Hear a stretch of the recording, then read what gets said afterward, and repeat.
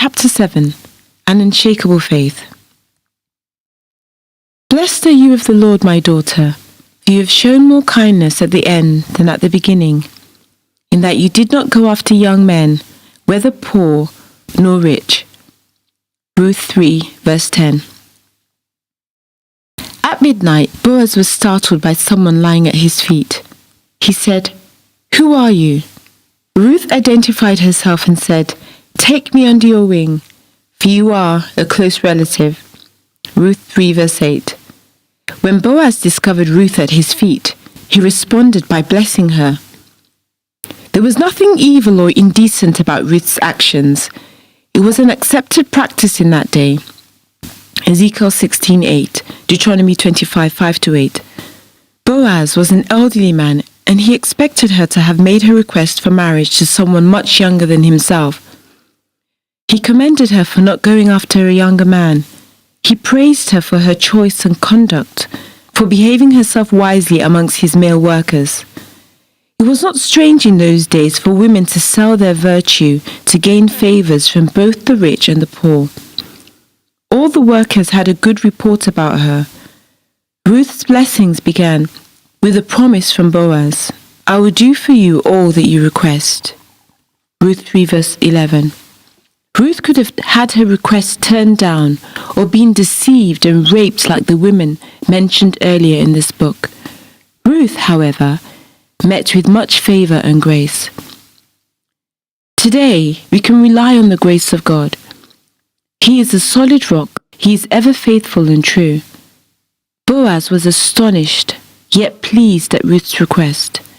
She stepped out in faith. Fear did not hold her bound. A heart that is completely reliant on Jesus has no need to be afraid. At the feet of Jesus we find all goodness and favor. Psalm 30, verse 7, Psalm 89, verse 17, Psalm 102, verse 13, and Psalm 112, verse 5. The favor of God encompassed Ruth like a shield. God is able to supply all of our needs. Philippians 4, verse 19. We must be careful to pray according to His will. James 4, verse 3, Matthew 6, verse 10.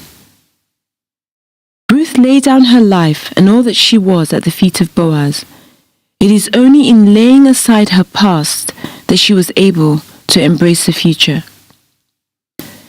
Many times, God wants to bless us and show us His mercy and favor, but the weights and cares of this world become a barrier to Him blessing us.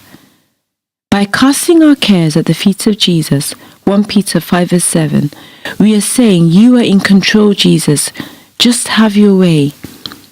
When God is in the driving seat, we have no need to worry.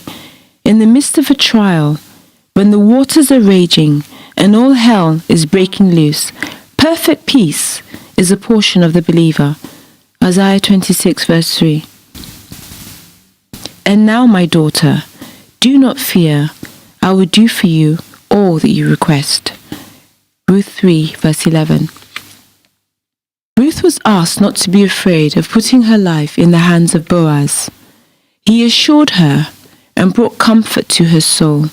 It is only Jesus who can give you perfect peace at a time of trial. Only Jesus can bring joy and gladness after a period of brokenness.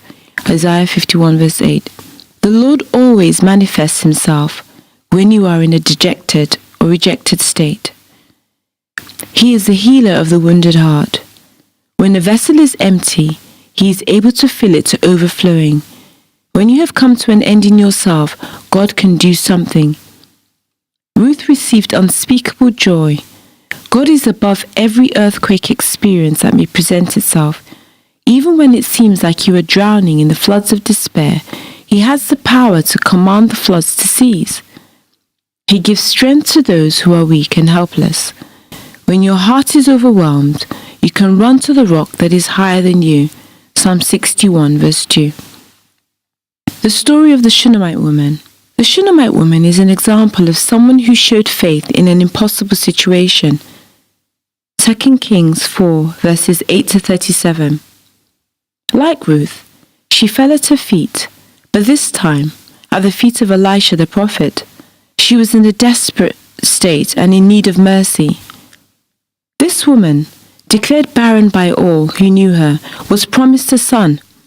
The prophet Elijah gave the Shunammite woman a promise and a prophecy. He told her she would have a son, and at the appointed time she did. 2 Kings 4 verse 17. The child grew in both strength and stature. However, one fine day, after a mere complaint of a headache, he died. She watched her promise and her prophecy slip away before her very eyes. Nevertheless, this woman had an unshakable faith in God. She had created a special room in her house for the prophet to lodge whenever he was in town. Without hollering or screaming, she laid her promise, her special child, on the prophet's bed. She said, "It is well," and went full speed ahead in search of the prophet. The Shunammite woman, though deeply concerned, had faith in her heart that God would perform a miracle and keep his promise. She insisted that the prophet return with her, even when he initially requested that his servant Gehazi go in his place. Her persistence paid off, and her son was eventually raised from the dead. The Shunammite woman was desperate, determined, and dogmatic. The devil tried to distort her testimony and turn God's glory into shame. This story encourages us to hold on and be persistent in prayer, though the trial continues. Knowing God made a difference in the life of the Shunammite woman. Knowing God made a difference in the life of Ruth. Knowing God will make a difference in your life.